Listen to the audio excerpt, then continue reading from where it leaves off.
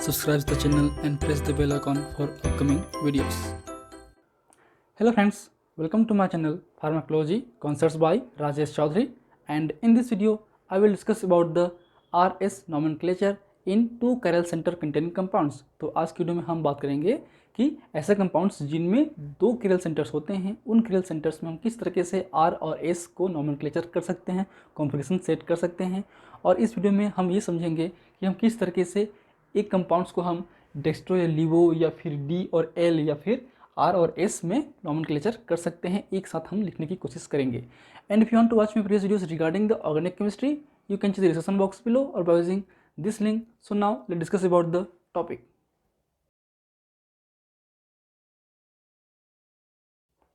So R and S nomenclature, that is a absolute configuration. तो बात करें हम लोग RS nomenclature की, तो जैसे कि हम बहुत सारे नाम से जान सकते हैं, डेस्ट्रो से, लियो से, कैपिटल D से, कैपिटल L से और R और S से। बात करें हम R और S की, तो एक तरीके से ये एब्सोल्यूट कॉन्फ़िगरेशन है। Means they propose the actual 3D representation of the 3D arrangement of the atom in the chiral centers। chiral centers में जो एक्चुअल पोजीशन है आपके एटम्स की, उनको ही शो करता है। R मतलब होता है रेक्टस, S मतलब होता है सिनिस्टर। ठीक है, अगर आपका जो हम प्रायोरिटी सेट करते हैं, इसमें बेसिकली जो भी सीक्वेंसिंग रूल्स है, जो भी आपका CIP रूल्स है, मीन्स कान in gold pre log rules हैं, जो कि हम पिछली वीडियो में डिटेल में बात कर चुके हैं। कान इन गोल्ड और प्रीलोग दो साइंटिस्ट हैं जिन्होंने इस सिस्टम को दिया था, इसलिए हम इसको RNS सिस्टम भी बोलते हैं। तो हम पिछले वीडियो से ही रिवाइज करेंगे थोड़ा सा। हम देखते हैं इसके ये जो कंपाउंड्स में लिखा है, इस कंपाउंड्स का क्या सिस्टम होगा, R होगा या S होगा इस चिरल सेंटर्स पे। ठीक है, तो इसमें हम बहुत कुछ सीखने वाले हैं। तो पहला एक तो ये क्या है, ये आपका वेजेस और डिसेस फॉर्म में है। इसको सिम्प्लीफाई करने के लिए हम जो हैं इसको फिशर प्रोजेक्शन में कन्वर्ट करेंगे, वो भी आप सीख जाएंगे। साथ में हम उसको फिर R सिस्टम में नोमेनक्लेचर करने की कोशिश करेंगे। तो पहले हम ये सॉल्व कर लेते हैं। तो सपोज हमने कहा था कि जैसे भी हम R सिस्टम या फिर डिफाइन करने के लिए फिशर प्रोजेक्शन बहुत ही बेस्ट होता है, इसमें थोड़ा सा दिक्कत होता है। तो पहले हम इसको चेंज करते हैं फिशर प्रोजेक्शन में। तो उसे करने के लिए क्या होता है, हमको इस कंपाउंड्स को देखना पड़ता है पहले, और ये जो आपका डेस वाला बॉन्ड है वो आपके इनसाइड द प्लेन होता है, प्लेन के अंदर तरफ होता है, और ये जो है प्लेन के आउटर तरफ होता है। तो सपोज ये आपका कोई प्लेन है, ये सपोज कोई प्लेन है इस तरीके से, तो आपका जो ये डेस वाला बॉन्ड है वो इस तरीके से जुड़ा होगा अंदर की ओर, और जो ये वाला है वो जुड़ा होगा बाहर की ओर। तो हम देखते हैं ये जो है राइट साइड की ओर है, ये आपके लेफ्ट साइड की ओर है। इसलिए जब फिशर प्रोजेक्शन में हम चेंज करेंगे इसको, तो हम सिंपली ड्रॉ करेंगे पहले इस तरीके से। इस तरीके से ड्रॉ करने के बाद जो भी फुल लाइन पे है उसको हम लिख देंगे same as it is CHO और CH2OH। क्लियर है? और जो इसको लिखेंगे राइट साइड पे, इसको लिखेंगे लेफ्ट साइड पे। क्लियर है? तो अब इसमें हम सेट करेंगे priority orders. Priority orders set करने के लिए बहुत सारे सीक्वेंसिंग रूल्स हैं, जिससे हम पिछले वीडियो में डिस्कस कर चुके हैं, इसको हम डिस्कस नहीं करेंगे बार बार। तो इसमें हम जैसे कि करते हैं, अगर पहला हम देखते हैं, पहला कंपाउंड्स, पहला जो elements carbon carbon carbon carbon तीनों में सेम है, तो हम देखते हैं उसके नेक्स्ट एटम की ओर। तो इनको देखने के लिए हमको इसको एक्सपेंड करना पड़ेगा। चलिए हम पहले इन सारे जो ग्रुप हैं उनको हम एक्सपेंड कर लेते हैं, उनके बॉन्ड को। जाहिर सी बात है, ये जो आपका पहला है CHO है, उसको हम करते हैं पहले CHO को। तो ठीक है, ये जो आपका CHO है जो कि जुड़ा हुआ दो बॉन्ड से, अगर कहाँ भी दो बॉन्ड जुड़े होंगे तो उसको हमको हाइपोथेटिकली मानना पड़ेगा सेम एटम से। तो जैसे कि C एक बॉन्ड O और C एक बॉन्ड और O, ये आपका हाइपोथेटिकल है। क्लियर है? अब आते हैं हम लोग CH2OH, जो आपकी जाहिर सी बात है नॉर्मल ही है, कोई भी बॉन्ड नहीं है, तो ये सिंपल ही होगा ये। ठीक है, इस तरीके से COHHH। अब आते हैं इस वाले कंपाउंड्स को देखते हैं, तो क्या होगा ये। ठीक है, ये जो कंपाउंड्स हैं, ये जो कार्बन एटम है वो आपके जुड़ा हुआ है एक ऑक्सीजन फिर कार्बन, ऑक्सीजन कार्बन, या यहाँ से करेंगे तो एक आपका कार्बन फिर ऑक्सीजन, कार्बन फिर ऑक्सीजन। ठीक है, और एक जुड़ा हुआ है हाइड्रोजन से। फिर आते हैं इसको देखते हैं हम लोग इस वाले ग्रुप को, तो क्या होगा ये इस तरीके से, इसमें एक हाइड्रोजन है। ठीक है, इसके बाद oxygen carbon carbon, oxygen carbon carbon, carbon carbon oxygen, carbon carbon oxygen. अब देखते हैं कि ये पहला एटम क्या है। पहला एटम सारे में कार्बन एटम ही है, सारे में जो है कार्बन एटम ही है। तो हमको देखना पड़ेगा नेक्स्ट कंपाउंड, नेक्स्ट ग्रुप कौन सा है, नेक्स्ट एलिमेंट कौन सा है। तो देखते हैं इसमें आपके 2 ऑक्सीजन, इसमें 1 ऑक्सीजन 1 हाइड्रोजन, 1 हाइड्रोजन सब में कॉमन है, इसको आप निकाल दीजिए, छोड़ दीजिए, भूल जाइए। इसमें 2 ऑक्सीजन, इसमें ऑक्सीजन हाइड्रोजन, इसमें ऑक्सीजन कार्बन, इसमें आपके ऑक्सीजन और कार्बन। ठीक, जाहिर सी बात है 2 ऑक्सीजन बड़े ही होंगे, तो इसलिए आपका जो पहला क्या होगा, ये होगा। देखते हैं सेकंड, देखते हैं सेकंड जब आएंगे तो ये ऑक्सीजन हाइड्रोजन, ये तो हो गया पहला। ठीक है, ऑक्सीजन हाइड्रोजन, इसमें ऑक्सीजन कार्बन, इसमें कार्बन ऑक्सीजन कार्बन। जाहिर सी बात है ये आपके दोनों में से कोई एक दूसरा होगा, ये तो फोर्थ ही होगा, समझ में आ गया ये, क्योंकि इसमें ऑक्सीजन हाइड्रोजन है। इसमें देखते हैं ऑक्सीजन हाइड्रोजन ऑक्सीजन हाइड्रोजन, अब इसमें सेम है, दोनों जो हैं वो आपके सेम है। ठीक, तो आते हैं नेक्स्ट, फिर क्या जुड़ा हुआ है, नेक्स्ट में कार्बन ऑक्सीजन कार्बन कार्बन। ठीक है, तो ये है डबल सी, ये CO, तो एक O है इसलिए बड़ा होगा, इसलिए होगा नंबर 2, तो ये हो गया आपका 2 और ये होगा आपका 3। तो इस तरीके से इसको नॉमेनक्लेचर कर सकते हैं, नंबरिंग कर सकते हैं। उसके बाद हमको मूव करना है। फिर जो नेक्स्ट स्टेप है, पहला आपको प्रायोरिटी सेट करना रहेगा, हमने प्रायोरिटी सेट कर दिया। सेकेंड है कि फोर्थ जो प्रायोरिटी नंबर का है, always should be present in the vertical line. तो क्या वर्टिकल लाइन पे है? हाँ है, बिल्कुल। अब आपको मूव करना है 1 2 2 2 2 3, तो इसका मूवमेंट क्या होगा, इस तरीके से मूवमेंट होगा। ठीक है, 1 2 2 2 2 3, तो ये क्या कौन सा मूवमेंट है, ये क्लॉकवाइज से एंटी क्लॉक। अगर ये क्लॉकवाइज है तो R होगा, एंटी क्लॉकवाइज है तो S होगा। तो ये कौन सा है, ये होगा क्लॉकवाइज, तो क्या होगा ये आपका R कॉन्फ़िगरेशन वाला कंपाउंड्स। ठीक है, तो इस तरीके से हम करते हैं आपके R और S सिस्टम को। अब आते हैं 2 कैरल सेंटर्स कार्बन एटम होंगे तो क्या होगा। अब इसमें बेसिकली क्वेश्चन कॉन्सेप्चुअल आपको स्ट्रॉन्ग होगा। जैसे कि हम बात करते हैं टार्टरिक एसिड की, जिसमें आपके मीजो कंपाउंड्स है। हमने कहा था मीजो कंपाउंड्स ऑप्टिकली इनएक्टिव होते हैं। ठीक है, वो डेक्स्ट्रो नहीं होते ना लियो होते हैं, क्योंकि इसमें दोनों होते हैं, एक कार्बन डेक्स्ट्रो होगा तो एक कार्बन लियो होगा। से हम देखे थे अपने डी और एल पे, कैपिटल डी और कैपिटल एल पे, तो हमने देखा था कि अगर हम इसको पलटाएंगे तो एक डी होगा या एल होगा, तो इसलिए वो भी सही नहीं है।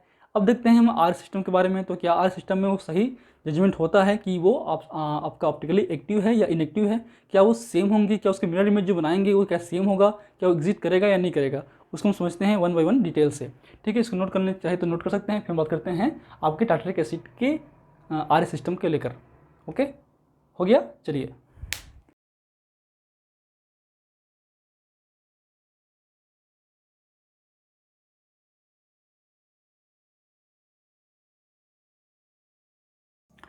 तो ये है आपका टार्टरिक एसिड।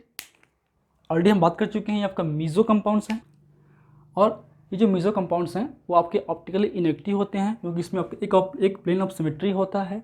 ठीक है, एक कार्बन एटम, अगर एक केल कार्बन एटम, ये आपके 2 केल सेंटर्स हैं, एक सेंटर ये है, एक सेंटर ये है, तो एक केल एटम अगर डेक्स्ट्रो होगा तो एक आपका लियो होगा, तो अब आपस में एक दूसरे को नलिफाई कर देंगे, आपस में एक दूसरे को कट कर देंगे, और जो रोटेशन है वो 0 होगा। ठीक है, इसलिए ऑप्टिकल इनएक्टिव है।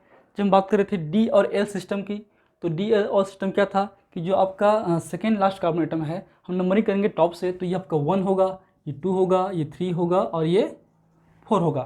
ठीक है, तो नंबरिंग हम करते हैं टॉप से। टॉप जो है कंपाउंड से हमेशा जो है हाईली ऑक्सीडाइज्ड कार्बन एटम होना चाहिए। उसमें से 3 होते हैं, CHO, CH2OH और एसिड। तो एसिड हाईली होता है, इसमें दोनों एसिड हैं। नंबरिंग हम कहीं से भी कर सकते हैं, क्योंकि दोनों पे अगर यहाँ से करेंगे तो 2 और 3 पे हाइड्रोक्सी है, और 1 और 4 पे ओइक एसिड है, एसिड ग्रुप है। यहाँ से करेंगे 1, चलिए यहाँ से भी कर देते हैं, सपोज 1 2 3 4, तो भी आपके 2 और 3 पे हाइड्रोक्सी है, और 1 और 4 पे ओइक एसिड है। ठीक है, तो कोई पॉसिबिलिटी हो सकती है। तो डी और एल सिस्टम का ये था कि जो सेकेंड लास्ट कार्बन एटम है, अगर हम मानते हैं कि ये आपका 1 है, तो उस केस में इस कार्बन एटम पे अगर ये साइड राइट साइड पे अगर OH है तो वो डी होगा। ठीक है, लेकिन मीजो के केस में जो है डी और एल जो हैं दोनों हो सकते हैं, या फिर दोनों को नलिफाई कर सकते हैं, क्योंकि अगर हम इसको रोटेट कर दें, अगर हम इसको एक मानेंगे, ठीक है, अगर हम इसको इस तरीके से 180 डिग्री पे रोटेट कर देंगे, एक तरीके से इसका मिरर इमेज बनाएंगे, तो क्या होगा वो भी देख लेते हैं पहले।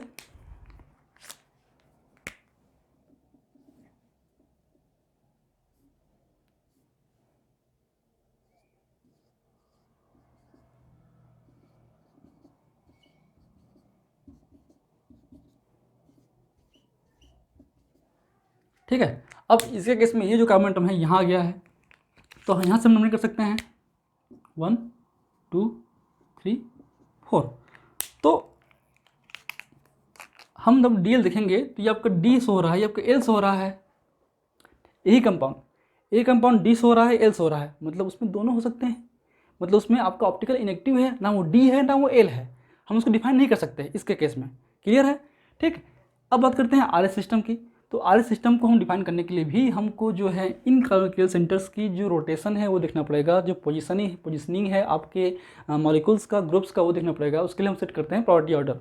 तो मान लेते हैं इस कार्बन एटम के लिए, तो हम देखते हैं पहले आपके नंबरिंग करते हैं इस कार्बन एटम पे। तो जैसे कि एक C हो गया, H हो गया, यहाँ पे C है, यहाँ पे O है। क्लियर है? तो नंबर क्या होगा, ये होगा आपका पोजीशन, मतलब प्रायोरिटी ऑर्डर 1। अब बात करते हैं इन दोनों पे क्या होगा। C है, फिर H है, इधर OH है, इधर C है, मतलब इसमें आपके क्या हैं, 2 O हैं। ठीक है, इसको हम एक्सपेंड करेंगे तो ये ऐसा होगा, इसमें 2 O जुड़ा हुआ है, 2 ऑक्सीजन से। इसमें आपका एक जो है, ये कार्बन जो है, एक ऑक्सीजन है, कार्बन से जुड़ा हुआ है, इसलिए क्या होगा, प्रायोरिटी नंबर 2 होगा। क्लियर है? इसको हम अच्छे से लिख देते हैं। ठीक, क्लियर है ना? ये जो पोजीशन नंबर होगा आपका 2 होगा, H तो हमेशा 4 होगा, और ये होगा आपका 3 पोजिशनिंग। अब रोटेशन करते हैं 1 2 3, तो ये 1 2 और 3, तो ये रोटेशन क्या होगा, इस तरीके से होगा। लेकिन यहाँ पे जो हाइड्रोक्सी ग्रुप है वो वर्टिकल पे नहीं है, वो आपके हॉरिजॉन्टल पे है। इसको फिर इंटरचेंज करोगे तो आपका दिमाग खराब हो जाएगा, इसलिए इंटरचेंज मत करो। जो इसका आंसर आएगा, अगर ये जो रोटेशन है क्या हो रहा है, ये हो रहा है आपका एंटी क्लॉकवाइज, तो एस होना चाहिए, लेकिन क्योंकि ये हॉरिजॉन्टल पे है इसलिए होगा आर, इसलिए क्या होगा, ये 2R। क्लियर है? अब देखते हैं 3 पे। जाहिर सी बात ये प्लेन ऑफ सिमेट्री है, तो इसका अपोजिट होगा। ठीक है, इससे भी सेम, ये आपका 1 नंबर, ये आपका 2 नंबर, ये आपका 3 नंबर, ये जो है आपका 3 नंबर होगा, ये आपका 4 नंबर होगा। तो ये रोटेशन कैसा होगा,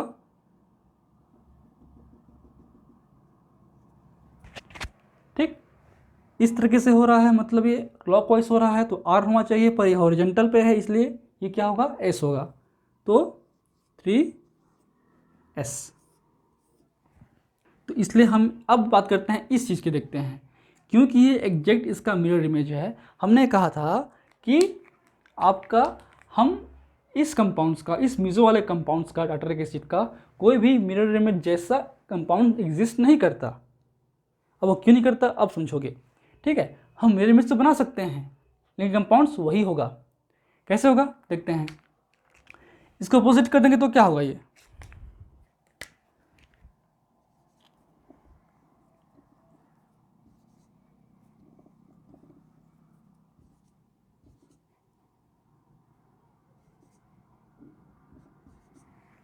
ये होगा 2S3R। ये 2S3R, क्योंकि ये मिरर इमेज है। ठीक है, आप देखोगे इसको भी, तो आप नंबरिंग कर लो चाहे तो, करना हो तो।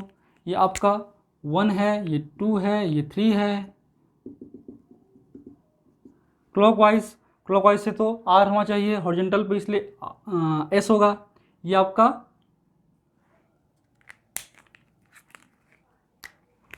ये 1 है, ये 2 है, और ये 3 है, तो क्या होगा, एंटी क्लॉकवाइज है तो S होना चाहिए, पर वो R होगा। क्लियर है, 2S3R। ठीक है, तो अब अगर, क्योंकि ये जो कंपाउंड्स दोनों का नॉमेनक्लेचर और बेसिस सेम ही है, इसको हम 1 2 3 4 भी कर सकते हैं, इसको 1 2 3 4 भी कर सकते हैं। तो अगर हम इसी कंपाउंड्स का नॉमेनक्लेचर करेंगे अच्छे से, तो हम 3R 2S भी लिख सकते हैं। ठीक है, 3PR, यहाँ पे क्या था, ये पोजीशन आपका R था, ये आपका S था ना, तो इसलिए हम इसको 2S 3R भी कर सकते हैं या 2R3S भी कर सकते हैं। सेम इसको 2R3S भी कर सकते हैं, कोई प्रॉब्लम नहीं है। ठीक है, ठीक। तो इसलिए ये दोनों देखिए एक ही है, इनका नाम एक ही है, इनका प्रॉपर्टी एक ही है, ये एक्चुअली में एग्जिस्ट ही नहीं करता। ये जो कंपाउंड्स एक ही है, नॉमेनक्लेचर इसका पॉसिबल नहीं है। ये भी 2R3S टार्टरिक एसिड या 2S3R टार्टरिक एसिड, इसी को हम बोल सकते हैं। इसको भी हम 2S3R टार्टरिक एसिड या 2R3S टार्टरिक एसिड भी बोल सकते हैं। इसलिए ये आपके आइडेंटिकल कंपाउंड्स हैं, कंप्लीटली आइडेंटिकल कंपाउंड्स हैं, इसलिए इसमें से केवल एक ही एग्जिस्ट करता है, दो एग्जिस्ट नहीं करते। ठीक, ये हो गया क्लियर आपका टार्टरिक एसिड का। अब आते हैं इसके एनंसियोमर को लेकर, क्या उसमें चेंजेस हो सकते हैं।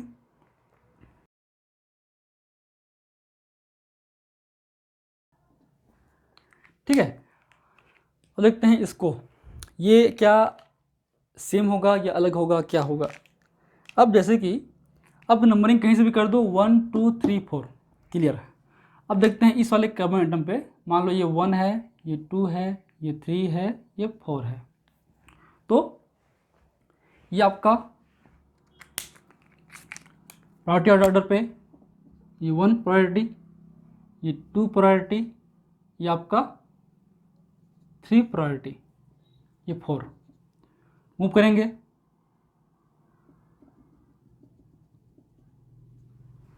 क्या मूवमेंट आ रहा है, मूवमेंट आ रहा है आपका एंटी क्लॉकवाइज। तो एस होना चाहिए था, लेकिन ये हॉरिजॉन्टल पे है, इसलिए आर होगा। ये क्या होगा आपका, आर होगा। यहाँ पे कंफ्यूज नहीं होना है कि ये क्लॉकवाइज हो रहा है तो ये एंटी क्लॉकवाइज हो रहा है तो एस क्यों नहीं हो रहा है ना। यहाँ पे आपको कंफ्यूज नहीं होना है। इसलिए नोट्स जो हैं आपको केवल हाफ जानकारी ही देती है। नोट्स में ऐसे लिखा हुआ तब क्या समझेंगे, ये आर क्यों हुआ, आर इसलिए हुआ क्योंकि ये हॉरिजॉन्टल पे है ना कि वर्टिकल पे है। ठीक है, हमने ऑलरेडी बात कर चुके हैं पिछली क्लास में डिटेल में। ठीक, कैसे वो आर होता है, कैसे वो एस से आर होगा। सेम इसकी बात करें 3 वाली पोजीशन पे, तो ये 1, ये 2 और ये 3, तो एंटी क्लॉक एस हुआ, तो क्या होगा, ये आर होगा। मतलब क्या होगा, ये 2R 3R। ठीक है, ये होगा 2R 3R टार्टरिक एसिड। अब इसमें नॉमेनक्लेचर चेंज कर दो आप, इसको 1 2 3 4 कर दोगे तो भी 2R 3R होगा। तो ये 2R 3R ही है, ये 2R 3R टार्टरिक एसिड ही है। इसलिए ये जो है या तो डेक्स्ट्रो होंगे या लिवो होंगे। अब बात करें डी और एल की, तो ये क्या है, अगर हम देखेंगे इस वाले पोर्शन पे, तो ये क्या होंगे, ये होंगे L, 2R 3R L tartaric acid. अब डेक्स्ट्रो और लिवो देख के बोलना पॉसिबल नहीं है, उसके लिए आपको बुक प्रेफर करना पड़ेगा। अगर बुक में देखें तो क्या लिखे दिखते हैं, हम देख लेते हैं। ठीक है, तो बुक के हिसाब से ये क्या है आपका L plus tartaric acid, 2R 3R L plus tartaric acid. ठीक है, ये 2R 3R है, हमने देख लिया है। चाहे आप यहाँ से करो या वहाँ से करो, दोनों R ही है, तो 2R 3R या 2R 3R दोनों एक ही है। अब इसका जो मिरर इमेज है, जो एनेंसियोमर होगा इसका, इसकी जस्ट अपोजिट होगा। अब देखिए, अब इसका की मिरर इमेज है, अगर ये R है तो ये S होगा, ये R है तो S होगा।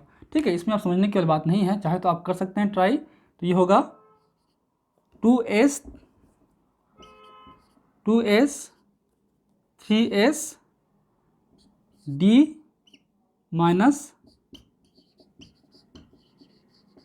Tartaric acid, 2S 3S D minus tartaric acid. D क्यों हुआ, क्योंकि आपके राइट साइड पे है। अब ये क्योंकि आपके ये जो कंपाउंड्स हैं, इसको हम रोटेट करेंगे इस तरीके से, अगर हम ये मानेंगे तो ये आपका L होगा। इसको हम रोटेट करेंगे इस तरीके से, तो ये जो है यहाँ जाएगा अपने आप, ये वाला कंपाउंड्स। ठीक है, आप उसको 180 डिग्री रोटेट करेंगे तो ये जो कंपाउंड्स है, ये वाला यहाँ आएगा, तो ये जो है यहाँ जाएगा, इसलिए L ही होगा। ये भी L है, ये भी L है, इसमें ये भी D है, ये भी D है। इसको घुमाएंगे पूरा 180 डिग्री, तो ये जो है यहाँ जाएगा। ठीक है, इसलिए D होगा, इसलिए D ही होगा, ये L ही होगा। ये DL ना होगा, ना डेक्स्ट्रो लिवो होगा, इसलिए हम इसको क्या लिखते हैं 2s3r और 3s2r plus minus tartaric acid.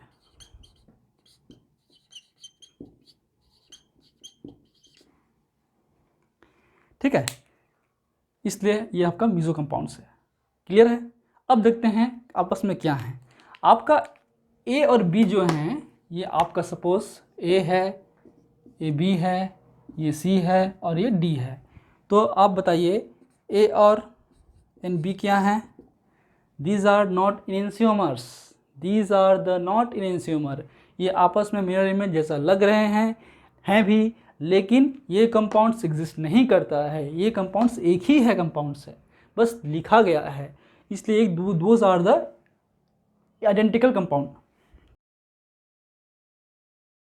Clear है। बात करें हम लोग सी और डी की,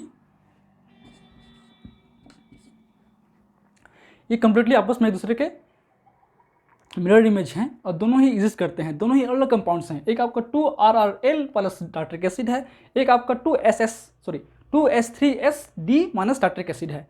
दोनों का नाम अलग अलग है, इसलिए दो अलग कंपाउंड्स एग्जिस्ट करते हैं जो एक दूसरे के कंप्लीटली मिरर इमेज जैसा हैं, इसलिए ये आपके क्या हैं? इनेंशियोमर्स। क्लियर है। और बात करें इनकी, जो ए और बी एक ही है, ए बी एंड सी और ए बी एंड डी, इन दोनों की बात करें तो क्योंकि ये एक आपस में स्टीरियोमर्स तो हैं ही, ठीक है, स्टीरियोमर्स हैं, लेकिन एक दूसरे के optical image mirror image create नहीं करते हैं, मिरर इमेज नहीं है, इसलिए क्या होंगे? ये होंगे डायस्ट्रोमर्स। ठीक है। तो ऑब्जेक्टिव बेस्ड क्वेश्चन में आपको पूछ सकते हैं, ये कंपाउंड्स आपको लिख के दे दिया गया है, अब बताना है कि ये क्या है। आपको ऑप्शन चूज करना है कि इनमें से कौन सा ऑप्शन राइट है। These are the optical active compounds. Option A. Option B. These are the dextrorotatory compounds. Option C. These are the R configuration compounds. Option D. All. So answer होगा all of the above, क्योंकि ये R configuration वाले compounds हैं, दोनों ही RR हैं। ये आपका dextro compounds है और डेक्स्ट्रो है इसलिए ऑप्टिकली एक्टिव होगा। क्लियर है। तो इस तरह से क्वेश्चन आ सकते हैं। अब बात करते हैं एक और एग्जाम्पल को लेकर, जो फिर आपको कॉन्सेप्ट जो है और कम्प्लीटली क्लियर हो जाएगा। ठीक है, नोट कर लिए इसको। नोट करने के बाद हम बात करते हैं नेक्स्ट एग्जाम्पल की ओर, जो होगा आपके शुगर का। हो गया, चलिए।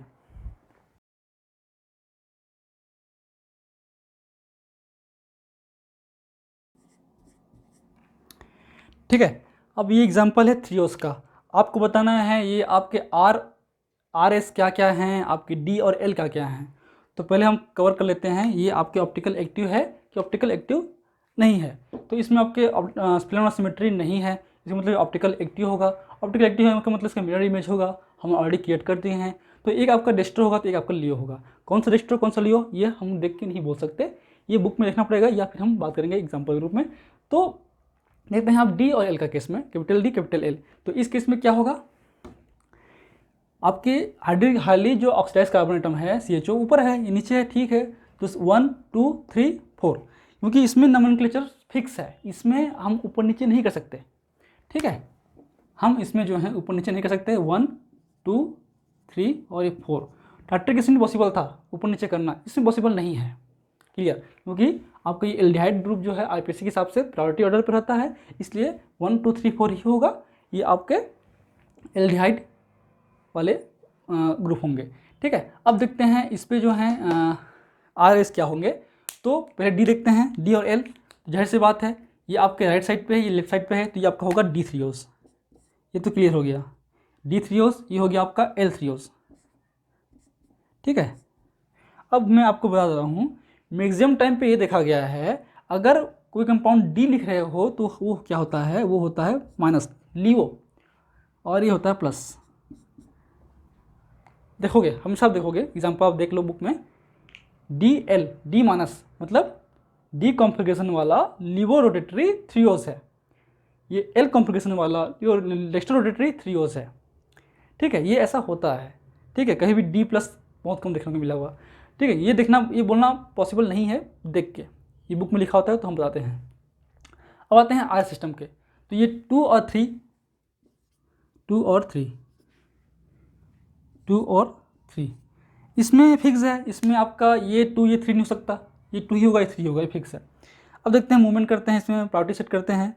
तो पहले देखते हैं OH है इसमें, हाँ ये OH है, CHO है तो O पहले होगा, ठीक है। इसमें COO है, इसमें CCO है, तो इसलिए आपका ये क्या होगा 1, ये 2 और ये होगा 3। मूवमेंट क्या होगा, ये मूवमेंट इस तरीके से मूवमेंट शो हो रहा है जो हमको दिखाई दे रहा है। तो ये क्लॉकवाइज है, क्लॉकवाइज है तो ये क्या होना चाहिए R पर, लेकिन ये आपका जो हाइड्रोजन एटम है वो वर्टिकली नहीं है, हॉरिजॉन्टली है, इसलिए क्या होगा उसका उल्टा, मतलब S, 2S। क्लियर है, ठीक है। अब आते हैं इस पोजीशन पे। तो जैसे बात है, जैसे कि बात करें हम, ये आपका 1 होगा, ठीक है, O1 होगा। अब देखते हैं सेकेंड वाले पोजीशन पे, ये C और O है ना, CH2O, और ये जुड़ा है CO से, COC से, ये COH से। जहाँ से बात है ये बड़ा होगा, तो इसलिए जो ये पोजीशन नंबर क्या होगा, ये आपका 2 होगा और होगा ये आपका 3 होगा, ये 4 ही होगा। तो इसको मूवमेंट कैसे करेंगे, मूवमेंट ये क्या है, एंटी क्लॉकवाइज है, जो S होना चाहिए था पर उल्टा होगा, R होगा, तो ये क्या होगा, ये होगा R, ये होगा S। तो ये 2S3R डी लिवोथ्रियोज है। अब ये इसका जस्ट मिरर इमेज है, तो जो भी होगा इसका उल्टा होगा। अगर ये S होगा तो ये R होगा। अब चेक कर लीजिए, ये आपका 3 जो है R है, तो ये आपका S होगा, 3R 2S, sorry 2R 3S। Clear है, तो ये हो गया आपका basic concepts of the RS system in 2 कायल सेंटर कंटेनिंग कंपाउंड्स। क्लियर, चलिए हो गया, इसको नोट कर सकते हैं आप, चाहे तो मूवमेंट भी करा सकते हैं अपने हिसाब से। अब देखिए, चेक कीजिए ताकि आपको भी नॉलेज हो सके। And if you like my videos please press the like button, share with your friend, and any feedback please comment in the comment section, that motivates me for the upcoming videos. In last, thank you, keep watching.